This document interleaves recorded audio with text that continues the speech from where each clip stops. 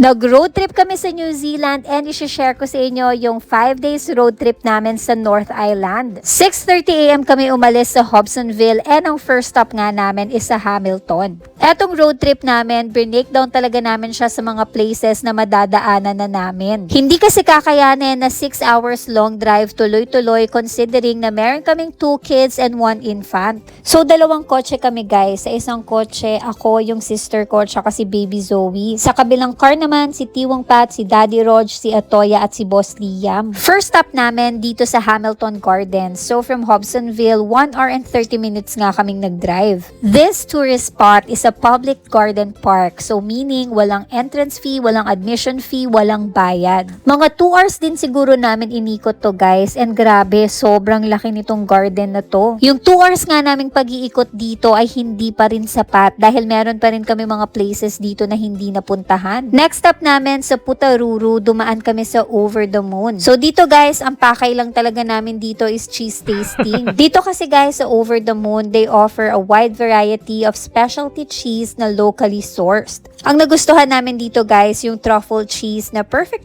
i-partner sa crackers, tapos nag-coffee lang si Daddy and Tiwang Pat. After that, diretso na nga kami ng Rotorua. Diretso check-in na nga kami and 2 days kaming magsistay dito. So that's our day 1 road trip from Hobsonville to Hamilton to Putaruru and then to Rotorua. Day 2 naman, diretso nga kami ng Skyline. Dito sa Skyline, madami kayong activities na pwedeng gawin, pero kami, ang pinunta namin dito is yung luge. Ang bayad naman dito guys, depende kung anong activities ang kukunin ninyo. So kami guys, ang kinuha namin is yung package na may gondola plus 3 luge. Etong gondola, kasama talaga siya sa packages kasi kailangan mo talagang sumakay dito para makapag-activities ka sa taas. Iba't iba nga din yung mga tracks na meron sila dito. Kaya buti na lang talaga na 3 luge yung kinuha namin kasi 1 luge is not enough. After naman ng luge ride, kailangan nyo nga ulit umakyat pataas. Pero this time, ang sasakyan nyo na pabalik is chairlift.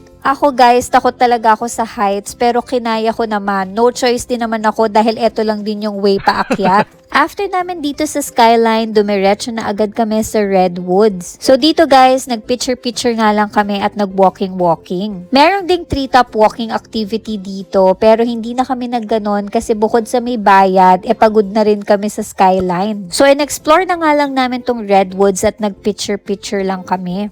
Day 3 naman, nag-checkout na nga kami at mag-road trip na ulit kami. Bago bumiyahe, dumaan din muna kami sa Government Gardens. Dumaan din kami dito sa area kung saan merong sulfur. Sabi nga nila, malalaman mong nasa Rotorua ka nga kapag naamoy mo na to. Grabe kasi ang amoy at ang baho. After no, nag 1 hour drive na nga kami papuntang Taupo. First stop namin dito is yung Huka Falls. Tourist destination nga din tong Huka Falls dito sa New Zealand dahil sa snow white, ice blue na color ng water. Grabe guys, kapag dito kayo, nakaka-inlove talaga siya. Next stop namin sa city, tapos nagpa-picture kami dito sa I Love Taupo. After that, nag 2 hours drive na nga kami papuntang Ruapehu. So dito guys, magsistay din kami dito ng 2 nights. Day 4 naman, maaga kaming gumising at nag 1 hour hike nga kami sa Taranaki Falls. Pero since may kasama kaming mga bata, yung 1 hour hike naging 1.5 hour nga sa amin. Pero pag akyat mo naman ay worth it naman ang maaabutan mo. Sobrang nakaka-relax guys at mafe-feel mo talaga na connected ka sa nature. Mapapa-thank you Lord ka na rin talaga sa mga magagandang nakikita mo. Next stop namin sa Mount Ruapehu at eto talaga ang pinaka-highlight ng trip namin. Dahil dito, tinupad namin ang pangarap ni Atoya makapag-play sa snow. Kahit nga sobrang lamig ay enjoy